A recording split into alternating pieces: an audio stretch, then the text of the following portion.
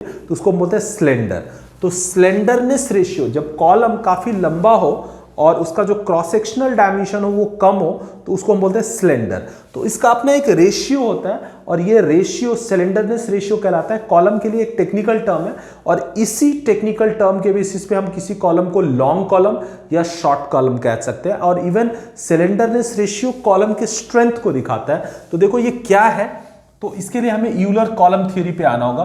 Column formula पे P is equal to क्या था dear student, pi square EI by capital L square. अगर हम एंड कंडीशंस को भूल जाए, जनरलाइज कर दे इफेक्टिव लेंथ के टर्म में, तो यहां पे अगर हम P is equal to pi square E, I आपको पता है AK स्क्वायर होता है। किसी भी मोमेंट ऑफ इनर्शिया I क्या होता है डियर स्टूडेंट, AK स्क्वायर।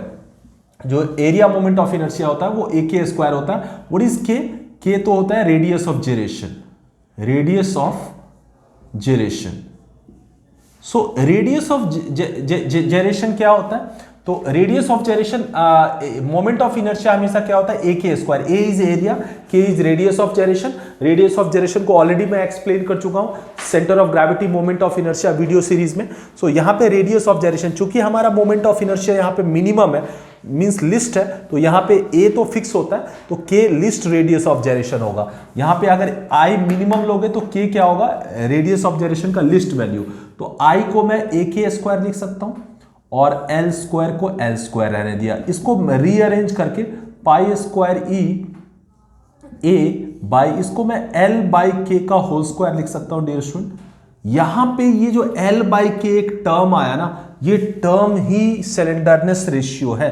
अगर आप गौर से देखोगे तो ये एक टर्म मिला आपको एल बाई के, और इसी एल बाई के को बोलते हैं lambda. So now you can write it like P is equal to pi square E A upon lambda square.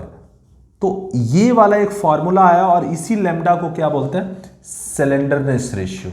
तो आप कह सकते हो कि सिलेंडरनेस रेशियो ये किसी भी कॉलम के लिए क्या है, effective length bye list radius of gyration. Slenderness ratio क्या होगा, ये होगा इफेक्टिव लेंथ किसी भी कॉलम के इफेक्टिव लेंथ और उसके list radius of gyration, list radius of gyration, इसका रेशियो होता है डियर स्टूडेंट। ये आपको याद रखना होगा। और लिस्ट इसलिए क्योंकि मोमेंट ऑफ इनर्शिया इस फॉर्मूले में लिस्ट होता है, तो ऑब्वियसली यहां पे रेडियस ऑफ जायरेशन लिस्ट होगा। ये सिलेंडरनेस रेशियो है, इसकी कोई यूनिट नहीं होगी क्योंकि लेंथ की length metre, radius of gyration भी मीटर, कैंसल आउट होगा, तो इसकी कोई यूनिट नहीं होती है। ये याद रखना, सिलेंडरनेस रेशियो क्या है, यूनिटलेस क्वांटिटी है, यूनिटलेस क्वांटिटी है, ये याद रखना। अब क्वेश्चन उठता है कि ये जो लेमडा है ना, ये लेमडा अगर ज्यादा होगा तो पी की वैल्यू कम होगी। यहां से क्लियर है कि लेमडा अगर इंक्रीज होगा तो पी डिक्रीज होगा, या लेमडा अगर कम होगा तो पी बढ़ेगा। और पी क्या है, बकलिंग लोड है, मतलब कॉलम का बकलिंग लोड जितना ज्यादा होगा उतना कॉलम स्ट्रॉन्ग कहलाएगा, या स्ट्रेंथ होगी उसमें बकलिंग पॉइंट ऑफ व्यू से। तो अगर किसी कॉलम के लेमडा की वैल्यू कम है, इट मीन्स उसकी स्ट्रेंथ बकलिंग में ज्यादा है, और लेमडा अगर ज्यादा है तो उसकी बकलिंग स्ट्रेंथ कम है। तो यहां पे एक बहुत इंपॉर्टेंट फैक्टर आ गया कि कॉलम का जो बकलिंग स्ट्रेंथ है वो लेमडा पे इनवर्सली डिपेंडेंट है, इनवर्स स्क्वायर लॉ को फॉलो करता है। ये चीज याद रखना है, राइट। अब यहां पे एक इंपॉर्टेंट पॉइंट आता है कि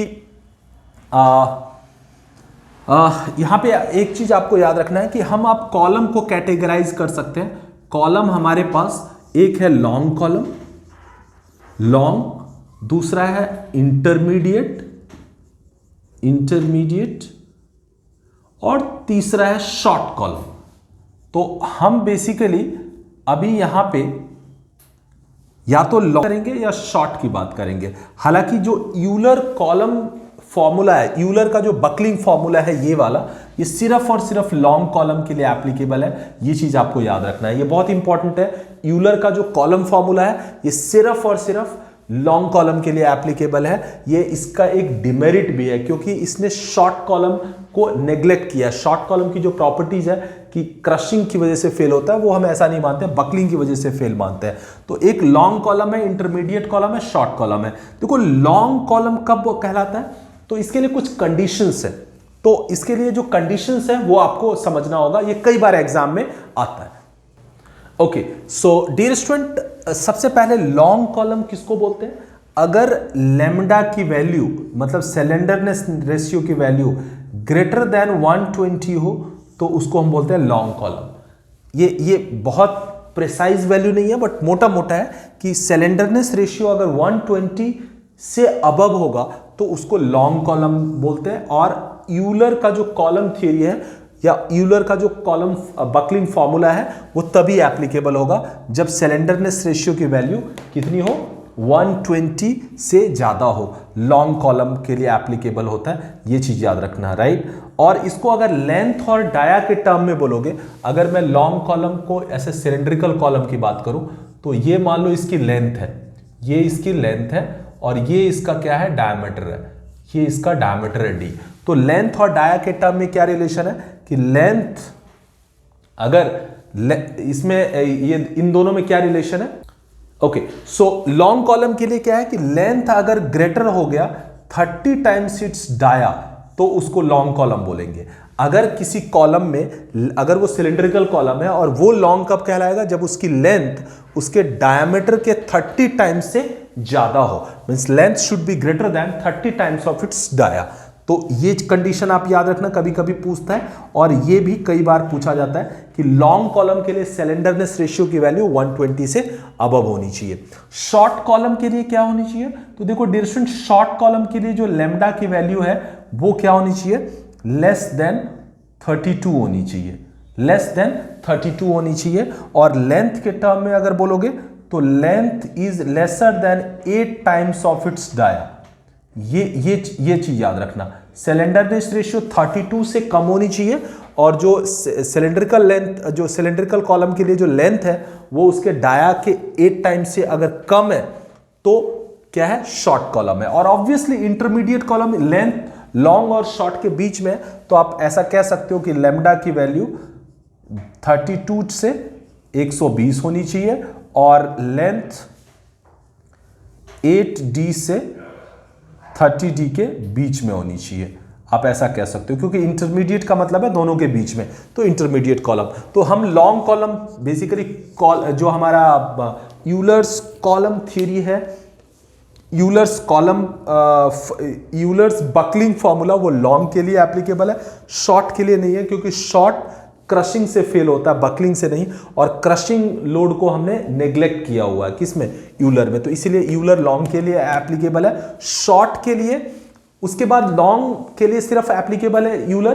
तो इसीलिए बहुत सारे ऐसे इंपेरिकल फार्मूला डेवलप किया गया लेटर ऑन, जो ट्राई किया गया अलग अलग साइंटिस्ट के द्वारा, जो कि शॉर्ट के लिए एप्लीकेबल, मतलब शॉर्ट के लिए बेसिकली एक ऐसा फार्मूला डेवलप करने का प्रयास किया गया जो लॉन्ग और शॉर्ट दोनों के लिए एप्लीकेबल हो। तो उसमें सबसे पहला आया था रैंकाइन। तो रैंकाइन कॉलम थ्योरी हमेशा लॉन्ग और शॉर्ट दोनों के लिए एप्लीकेबल है। हालांकि कई बार स्टूडेंट कंफ्यूज हो जाते हैं कि चूंकि यूलर लॉन्ग के लिए एप्लीकेबल है तो इट मींस रैंकाइन शॉर्ट के लिए एप्लीकेबल है, लेकिन ऐसा नहीं है। रैंकाइन ने जो अपना एम्पिरिकल फॉर्मूला दिया वो लॉन्ग और शॉर्ट दोनों के लिए एप्लीकेबल है, लेकिन चूंकि लॉन्ग के लिए हमारे पास यूलर कॉलम थ्योरी ऑलरेडी है और उसको हम एक्सक्लूसिवली यूज करते हैं, इसीलिए हम ज्यादातर शॉर्ट के लिए क्या यूज करते हैं, रैंकाइन। लेकिन याद रखना, कई बार कॉम्पिटिटिव एग्जाम्स में ऑब्जेक्टिव में पूछा जाता है कि Rankine formula is use for not short column, it is for short and long both, but yes Euler is only applicable for long column. ये चीज आपको याद रखना है। सो ये बहुत इंपॉर्टेंट है जो कि आपको माइंड में फ्रेम करके रखना है, right. Okay, so dear student, एक और चीज आपको समझना होगा कि एक लॉन्ग कॉलम, जो कि यूलर का कॉलम फॉर्मूला जो दिया हुआ है, यूलर का जो बकलिंग फॉर्मूला है वो लॉन्ग कॉलम के लिए एप्लीकेबल है। और आपको पता होना चाहिए कि लॉन्ग कॉलम में बेसिकली क्रशिंग से फेल होता है वो, क्रशिंग से फेल नहीं होता है, बकलिंग से फेल होता है। और ऐसा क्यों होता है, क्योंकि जो उसकी बकलिंग स्ट्रेंथ होती है वो कम होती है, क्रशिंग स्ट्रेंथ ज्यादा होती है। तो जब आप लोड लगाते हो तो क्रशिंग स्ट्रेंथ को मीट होने से पहले बकलिंग स्ट्रेंथ मीट हो जाता है, इसीलिए वो बकल हो जाता है। इसका ठीक रिवर्स होता है शॉर्ट कॉलम में। शॉर्ट कॉलम का जो बकलिंग स्ट्रेंथ है वो बहुत हाई होता है और क्रशिंग स्ट्रेंथ क्या होता है, बहुत कम होता है, मतलब कंपैरेटिवली कम होता है। तो जब आप लोड लगाते हो तो पहले उसकी क्रशिंग स्ट्रेंथ मीट होती है, इसीलिए क्रशिंग की वजह से फेल हो जाता है, बकलिंग से फेल नहीं होता। तो यहां पे एक चीज आपको ध्यान रखना होगा कि अगर हम लॉन्ग कॉलम में जो उसकी बकलिंग स्ट्रेंथ है वो क्रशिंग स्ट्रेंथ से तो कम ही होगी, राइट। तो आपको पता है कि माइल्ड स्टील के लिए जो क्रशिंग स्ट्रेंथ है वो 330 न्यूटन पर एमएम स्क्वायर है। तो अगर मैं एट मैक्स अगर बकलिंग स्ट्रेंथ को 330 ले लूं, हालांकि 330 से कम ही होगा लॉन्ग कॉलम, बट चूंकि क्रशिंग स्ट्रेंथ किसी माइल्ड स्टील मटेरियल के लिए 330 न्यूटन पर एमएम स्क्वायर है, और उस वैल्यू को अगर लिमिटिंग वैल्यू की तरह हम अगर ले लें कि ये बकलिंग स्ट्रेंथ है, तो हमें बेसिकली एक सिलेंडरनेस रेशियो की एक वैल्यू मिलेगी जो यूलर कॉलम थ्योरी के लिए एप्लीकेबल होगा माइल्ड स्टील के लिए। How, just see, you know कि P इज इक्वल टू क्या होता है, पाई square EI by L square, right, pi square EI by L square. यहां पे अगर मैं लेमडा के टर्म में लिखूं तो अभी हमने लिखा भी है, क्या है, पाई square EI by lambda square, pi square EI by lambda square, not pi square EA by lambda square, slenderness ratio के टर्म में। अगर डियर स्टूडेंट ए को मैं नीचे ले आऊं तो ये क्या हो जाएगा, P by A is equal to pi square E by lambda square, right. So P by A क्या हो जाएगा, stress, so sigma is equal to pi square E by lambda square. अगर मैं इसको, ये हालांकि बकलिंग स्ट्रेस है, but इसको मैं एट मैक्स क्रशिंग के बराबर ले लूं 330 न्यूटन पर एमएम स्क्वायर, अगर मैं ये ले लूं is equal to pi square, जो कि माइल्ड स्टील के लिए होता है, ये किसके लिए होता है, माइल्ड स्टील MS के लिए, pi square E, mild steel E, Young's modulus mild steel के लिए क्या होता है, अगर मैं इसको अप्रोक्सीमेटली, अगर मैं इसमें E इसका 210 न्यूटन पर एमएम स्क्वायर ले लूं, 210 गीगा, बेसिकली 210 गीगा पास्कल होता है, तो 210, सो माइल्ड स्टील का जो माइल्ड स्टील के लिए यंग्स मॉडुलस की वैल्यू 210 गीगा पास्कल अगर लेते हैं तो 210 इंटू 10⁻³ मेगा पास्कल हो जाएगा, और मेगा पास्कल क्या है, न्यूटन पर एमएम स्क्वायर, तो न्यूटन पर एमएम स्क्वायर ये मैंने E की वैल्यू ले ली और अपॉन लेमडा स्क्वायर ले लिया। अब यहां से अगर मैं लेमडा निकालूं डियर स्टूडेंट, यहां से अगर मैं लेमडा निकालूं तो ये क्लोज टू 79 पॉइंट समथिंग आएगा, जिसको मैं 80 ले सकता हूं।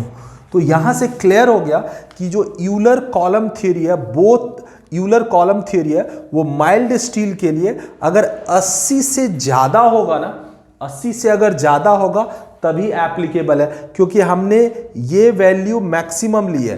तो इसके लिए इसकी वैल्यू आपको क्या लेनी होगी, लेमडा की वैल्यू मिनिमम लेनी होगी, मतलब कम से कम अगर 80 होगा तभी हमारा एप्लीकेबल होगा। और आपको पता है कि ये लॉन्ग के लिए एप्लीकेबल है, तो कई बार हम यहां पे बोलते हैं कि 80 से ज्यादा अगर सिलेंडरनेस रेशियो है तो वो लॉन्ग कॉलम है, ये चीज आपको याद रखना है। तो lambda is equal to 80 for mild steel long column.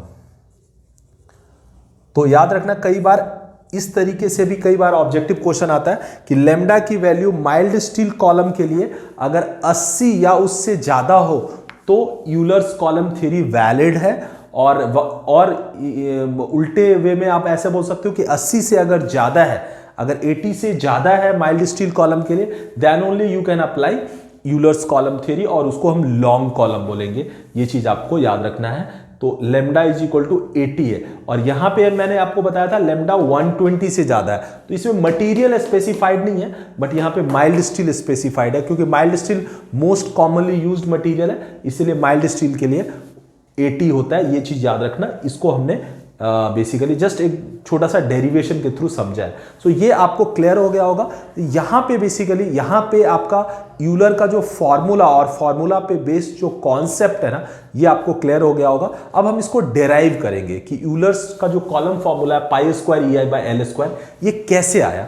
तो इसमें चूंकि 4 एंड कंडीशंस हैं तो 4 डेरिवेशन पॉसिबल है, बट इसमें से सबसे इंपॉर्टेंट है जो कि बोथ एंड हिंज्ड है। तो अगर बोथ एंड हिंज्ड को हम पहले डेराइव करते हैं और वो डेरिवेशन अगर आपको क्लियर हो गया तो बस डायग्राम जो उसका डिफ्लेक्शन पैटर्न है उस डायग्राम को बस आपको समझ में रखना, जो कि ऑलरेडी मैं बता दिया। बाकी के एंड कंडीशन में जो डिफ्लेक्शन पैटर्न, जो क्रिपलिंग या बकलिंग पैटर्न है, उस पैटर्न को आपको सिर्फ समझना है और लगभग 99% सेम अप्रोच लोगे तो आपका डेरिवेशन निकल आएगा। तो अभी मैं हिंज्ड कंडीशन में, बोथ एंड हिंज्ड कंडीशन में यूलर का जो कॉलम फॉर्मूला है इसको डेराइव कर रहे हैं और उसको डेराइव करके फिर आप उसको चाहो तो एंड कंडीशंस वाली चीजें अप्लाई कर दो तो आपको बाकी के लिए मिल जाएगा। लेकिन आप अलग से अगर सबके लिए डेराइव करना चाहते हो तो भी पॉसिबल है। So let's start with the derivation of Euler buckling formula which is very important, कई बार एग्जाम में आ चुका है। So will start with that.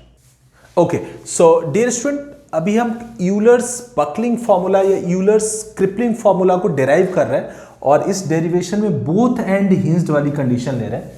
और बोथ एंड हिंज्ड कंडीशन में जो डिफ्लेक्शन पैटर्न होगा, जो क्रिपलिंग पैटर्न होगा, वो ऐसा होगा, ये यहां से इस टाइप से डिफ्लेक्ट हो रहा है, पी लोड लग रहा है। हमने यहां से बी एंड से एक्स डिस्टेंस पे इसका जो डिफ्लेक्शन है वो हमने वाई मान लिया। कितना है? लैटरल शिफ्ट कितना है? y है। और चूंकि जिस टाइप से पैटर्न से ये डिफ्लेक्ट हो रहा है तो ये नेगेटिव मोमेंट क्रिएट हो रहा है। अगर आप इसको देखोगे तो इस टाइप के डिफ्लेक्शन को अभी मैंने शुरू में ही साइन कन्वेंशन से नेगेटिव बताया था।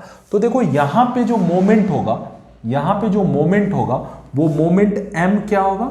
ये जो मोमेंट होगा वो होगा p इंटू वाई, और चूंकि नेगेटिव होगा इसीलिए माइनस लिख दिया। ये P लोड और ये Y डिस्टेंस, तो P इंटू वाई ये मोमेंट क्रिएट होगा और ये क्या होगा इस पॉइंट पे M, राइट। अच्छा, M ऑलरेडी क्या होता है? EI d2y by dx2। ये आपको ऑलरेडी डिफ्लेक्शन वाले चैप्टर में आपको मैं बताऊंगा। अभी फिलहाल के लिए ये आपको याद रखना है। बेंडिंग मोमेंट, ये जो बेंडिंग मोमेंट होता है ना, ये बेंडिंग मोमेंट हमेशा क्या होगा? EI d2y by dx2 moment. सो ये हमेशा क्या हो जाए? ये हो जाएगा यहाँ पे माइनस py। अगर मैं इसको चाहूं तो EI d2y by dx2 plus py is equal to 0 लिख सकता हूं, राइट। किसके लिए? बोथ एंड हिंज्ड के लिए। तो देखो आपको बाकी के तीन कंडीशन में भी m तो एज इट इज यही लिखना है, बस ये जो है ना, ये जो मोमेंट है ना, ये मोमेंट की वैल्यू थोड़ी बदलेगी। जैसे यहाँ पे माइनस p इंटू वाई है, कहीं पे कुछ थोड़ा सा कुछ और होगा, वो डिफ्लेक्शन पैटर्न को देख के आपको पता चल जाएगा। तो सिर्फ यहाँ पे बदलेगा, बाकी जो अब आगे हम करने वाले हैं वो उसमें भी वही करना होगा जो हम यहाँ पे कर रहे हैं। तो इसलिए जो आगे करने वाले हैं उस पर फोकस करो। py is equal to 0। अब अगर इसको कोई गौर से देखेगा तो ये एक सेकेंड ऑर्डर डिफरेंशियल इक्वेशन है। सेकेंड ऑर्डर डिफरेंशियल इक्वेशन है। इसको कैसे सॉल्व करते हैं? तो ये प्योर मैथमेटिक्स है। आपको इसको अगर सॉल्व करना है तो ये एक डिफरेंशियल इक्वेशन है। मैं लिख देता हूं, ये क्या है? सेकेंड ऑर्डर डिफरेंशियल इक्वेशन है। सेकेंड ऑर्डर डिफरेंशियल इक्वेशन है, ये डिफरेंशियल इक्वेशन है। अब इसको कैसे सॉल्व करेंगे डियर स्टूडेंट? तो ये प्योर मैथमेटिक्स है। मैं कोशिश करता हूं, आप अगर इंजीनियरिंग मैथ्स पढ़ा होगा तो बहुत जल्दी समझ में आ जाएगा। अगर नहीं भी पढ़ा है तो आपको ऑलमोस्ट इसको जस्ट फॉलो करना है, क्योंकि डेराइव करना है ना, तो वो चीज आपको फॉलो करना होगा। जहां तक पॉसिबल है मैं समझाने की कोशिश कर रहा हूं, क्योंकि इंजीनियरिंग मैथ्स आपने फर्स्ट सेमेस्टर सेकंड सेमेस्टर में पढ़ा होगा डिप्लोमा या बीटेक के, तो उस टाइम के बाद आप काफी टाइम बाद उसको भूल जाते हो, but still you have to remember here.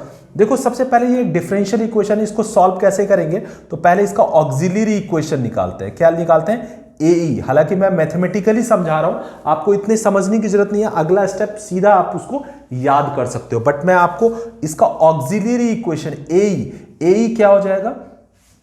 तो आपको ये कैसे लिखना होगा? जस्ट अ सेकेंड, इसमें ओके। सो डियर स्टूडेंट, इसको सबसे पहले इसको डिफरेंशियल इक्वेशन के फॉर्मेट में लाओ। तो चूंकि ये कॉफिशिएंट है, इसे डिवाइड कर दो, तो ये हो जाएगा d2y बाई dx2। EI से डिवाइड करेंगे तो इसमें ये p बाई EI y, और ये 0 से नीचे डिवाइड करेंगे तो 0 हो जाएगा। अब ये डिफरेंशियल इक्वेशन सेकेंड ऑर्डर का है। यहां पे ये अब हमने इसको डिफरेंशियल इक्वेशन बना लिया। अब इसका ऑक्सिलरी इक्वेशन AE निकालना होगा पहले डियर स्टूडेंट। AE क्या हो जाएगा? तो ये d2y/dx2 को हम कैपिटल D स्क्वायर लिखते हैं डिफरेंशियल इक्वेशन के टर्म में, और प्लस ये p/ei इज इक्वल टू क्या हो जाएगा 0। ये हो जाएगा इसका differential equation, right. So basically इसको अगर आप देखोगे तो d2y अगर मैं थोड़ा सा आपको एक्सप्लेन करूं, d2y/dx2 को d स्क्वायर y लिखेंगे और यहां पे p/ei y है, तो d square y plus p/ei y ये बनेगा, y कॉमन ले लेंगे तो ये हो जाएगा d स्क्वायर बाई p/ei। तो ये जो बनता है ना, यही बेसिकली ऑक्सिलरी इक्वेशन होता है। ये डिफरेंशियल कैलकुलस का मतलब डिफरेंशियल इक्वेशन का कॉन्सेप्ट है, इसलिए आपको थोड़ा सा मैंने बता दिया। तो ऑक्सिलरी इक्वेशन हो जाएगा D square plus p/ei is equal to 0। यहां से अगर d की वैल्यू d स्क्वायर क्या हो जाएगा माइनस p/ei, और ये जो d की वैल्यू आएगी यही basically roots of auxiliary equation है, तो d आ जाएगा रूट अंडर माइनस p/ei। आप खुद देख सकते हो कि नेगेटिव का रूट हमेशा इमेजिनरी नंबर होगा, तो हम इसको क्या लिख सकते हैं, अगर मैं इसको इरेज कर दूं, अगर मैं यहां पे इसको राइट डाउन करने की कोशिश करूं तो d इज इक्वल टू मैं इसको लिख सकता हूं p/ei i p/ei, आयोटा आ जाएगा क्योंकि रूट अंडर -1 आयोटा होता है, ये कॉम्प्लेक्स नंबर होता है, इमेजिनरी नंबर। तो इसको अगर मैथमेटिक्स की आपको बेसिक भी अंडरस्टैंडिंग है तो आप इसको समझ सकते हो, रूट अंडर -1 इसको हम क्या बोलते हैं आयोटा। तो यहां पे चूंकि माइनस है इसीलिए हमने आयोटा लिख दिया। अब यहां पे चूंकि ये क्या है रूट्स है, ये क्या है रूट्स है, तो रूट्स चूंकि इमेजिनरी आया तो इसीलिए इसका जो कॉम्प्लीमेंट्री फंक्शन होगा CI, कॉम्प्लीमेंट्री फंक्शन CF, ये CF क्या हो जाएगा, कॉम्प्लीमेंट्री फंक्शन हमेशा इसका क्या होगा, ये हो जाएगा C1 cos।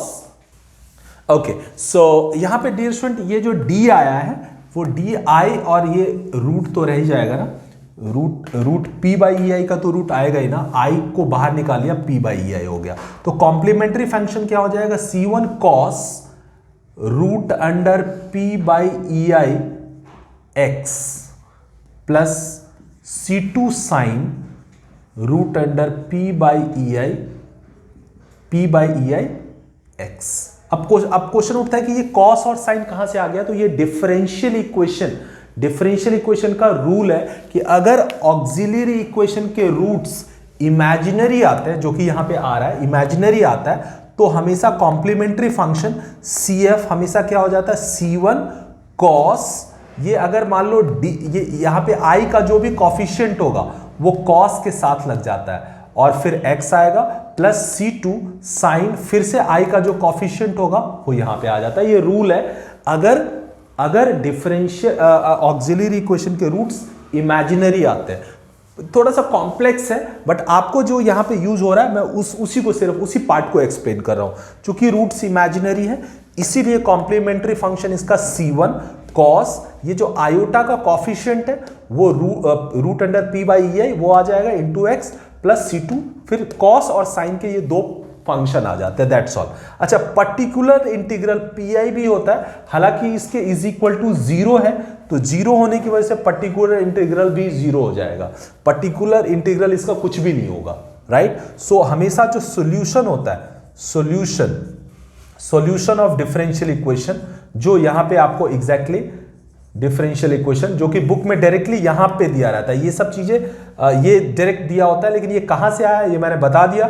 चूंकि रूट्स इमेजिनरी है तो इसका फॉर्मूला होता है कि अगर रूट्स इमेजिनरी हो तो कॉम्प्लीमेंट्री फंक्शन हमेशा C1 cos आयोटा का coefficient x plus C2 sin iota का कॉफिशिएंट x आ जाता है, जो कि यहां पे आया। सो solution of differential equation y is equal to complementary function plus particular integral, ये होता है डिफरेंशियल इक्वेशन का।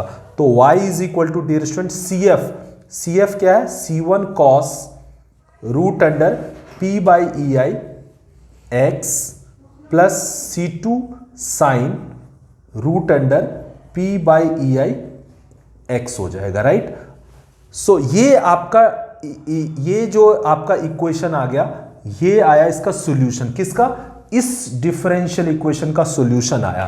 तो सीधा सीधा आपके बुक में यहां से सीधा स्विच किया रहता है यहां पे d2y by dx2 plus p by ei y is equal to 0, so therefore y is equal to this, ऐसा लिखा रहता है। बट इसके पीछे लॉजिक क्या है, तो इसका ऑक्सिलरी इक्वेशन ये होगा, इसके रूट्स ये होंगे।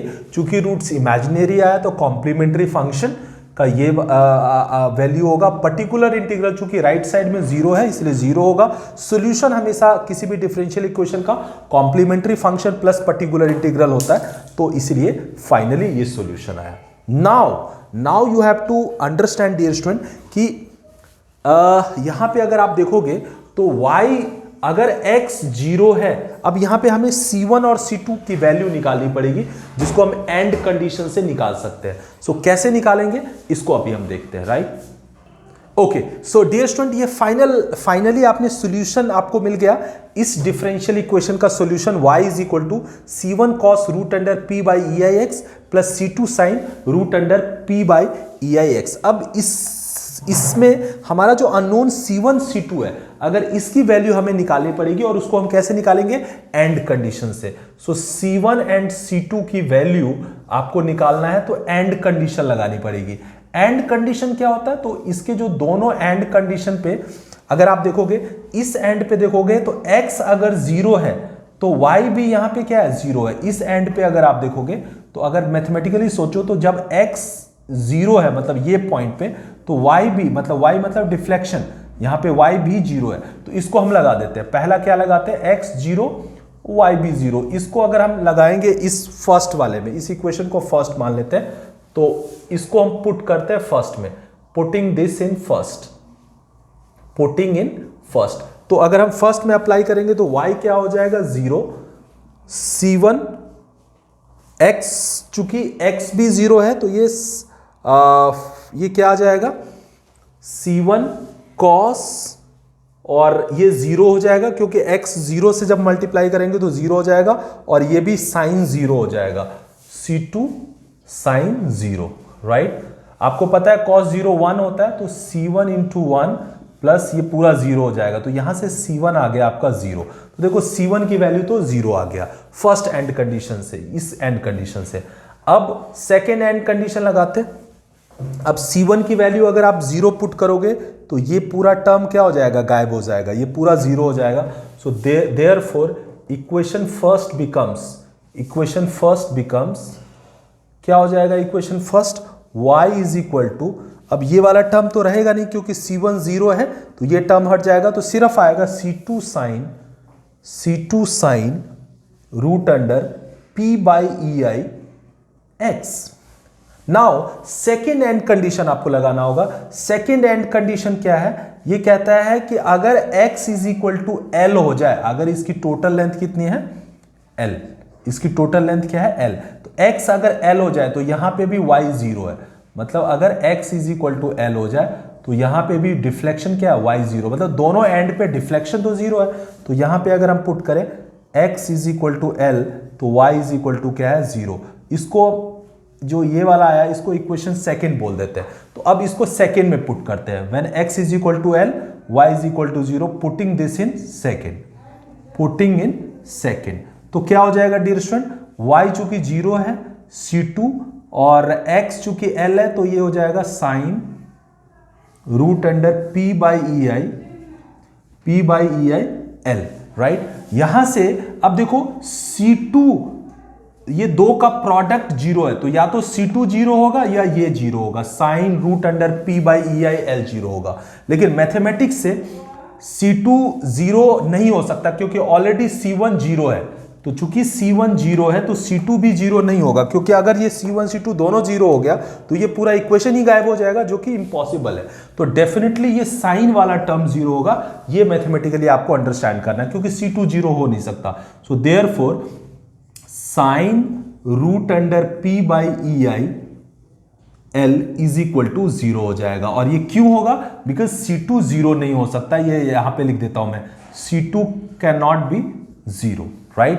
तो अब अगर ये 0 होगा तो साइन थीटा अगर 0 होता है तो साइन 0 को मैं क्या लिख सकता हूं डियर स्टूडेंट, थोड़ा सा मैं यहां पे एक्सटेंड कर रहा हूं, sine root under P by E I L is equal to, zero को मैं क्या लिख सकता हूं, साइन जीरो को मैं क्या लिख सकता हूं, ओके, सो जीरो को मैं क्या लिख सकता हूं, साइन जीरो, जीरो कब होता है, 0 पाई 2 पाई 3 पाई, ऐसे लिख सकता हूं मैं, 0 पाई 2 पाई 3 पाई 4 पाई, ऐसे ये सारी वैल्यू क्या है, साइन में 0 है। अब चूंकि हमें बेसिकली मिनिमम वैल्यू लेनी है, तो मिनिमम वैल्यू में हमें क्या लेना है, पाई, क्योंकि हमें बेसिकली यूलर ने क्या किया, यूलर ने मिनिमम बकलिंग लोड का फॉर्मूला फाइंड किया कि कम से कम कितने लोड पे बकल स्टार्ट हो जाएगा, तो उसको पाई की वैल्यू लेनी होगी, जीरो तो ले नहीं सकते, तो पाई की वैल्यू मिनिमम के लिए लेनी होगी। So sine root under P by E I L is equal to pi अगर लेते हैं, तो यहां से एक्चुअली यहां पे dear student, okay, so dear student यहां पे साइन थीटा अगर 0 हो तो थीटा इज इक्वल टू क्या हो जाएगा, not sine, theta is equal to या तो 0 होगा या पाई होगा या 2 पाई होगा या 3 पाई या 4 pi and so on and so fourth.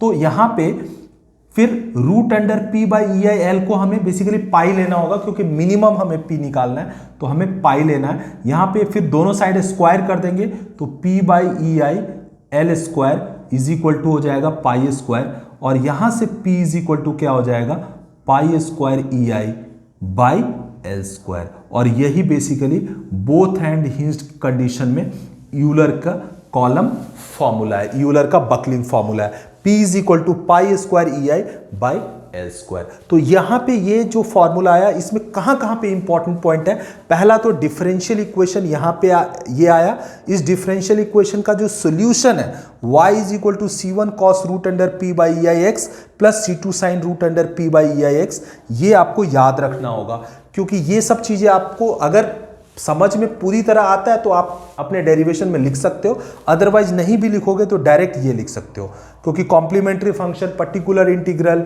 और ये इमेजिनरी रूट्स, ये सब लिखने की जरूरत नहीं है, ये जस्ट समझने के लिए है।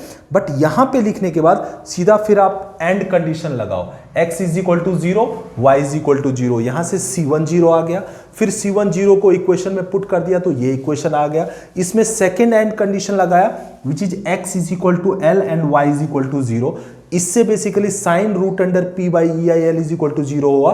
c2 क्यों नहीं 0 हुआ, क्योंकि c2 0 नहीं हो सकता, क्योंकि ऑलरेडी c1 0 आ चुका है, तो c2 भी 0 कैसे होगा, क्योंकि दोनों अगर 0 होगा तो फिर तो ये पूरा का पूरा इक्वेशन ही एग्जिस्ट नहीं करेगा। तो इट मींस यहां पे sine root under P by E I 0 होगा। अब चूंकि साइन थीटा 0 है तो थीटा क्या हो जाएगा, 0 pi 2 pi 3 pi 4 pi, so theta is equal to, इसमें से पाई वैल्यू लेना, फिर से सिर्फ पाई क्यों लिया, हायर 2 पाई 3 पाई इस क्यों नहीं लिया, तो इसलिए नहीं लिया क्योंकि हमें basically minimum value of buckling load निकालना है, जो बेसिकली इस कॉलम को बकल कर देगा, तो इसीलिए हमें minimum value which is pi लेना है, 0 तो ले नहीं सकते, तो पाई लेना है। तो यहां से पाई लेते हैं, तो रूट को हटाने के लिए स्क्वायर किया, और फाइनली पी हमारा क्या आ गया, pi square E I by L square. So ये हमारा यूलर्स कॉलम थ्योरी का डेरिवेशन था, किसके लिए, बोथ हैंड हिंज्ड के लिए। सो नेक्स्ट वीडियो में डियर स्टूडेंट हम बाकी के जो 3 कंडीशंस हैं उसको डेराइव करेंगे, क्योंकि उसमें भी आपके एग्जाम में एक बार न्यूमेरिकल पूछा गया जिसमें बोथ हैंड फिक्स्ड पे क्वेश्चन आया हुआ है, तो वो हम देखेंगे। और इसके अलावा जो यूलर्स कॉलम थ्योरी, जो Euler's buckling theory, buckling formula है, इस पे बेस्ड काफी क्वेश्चंस पूछे गए, उन सारे क्वेश्चंस को हम नेक्स्ट वीडियो में देखेंगे along with all those Rankine and parabolic formula. So that's all for today, thanks a lot, thank you.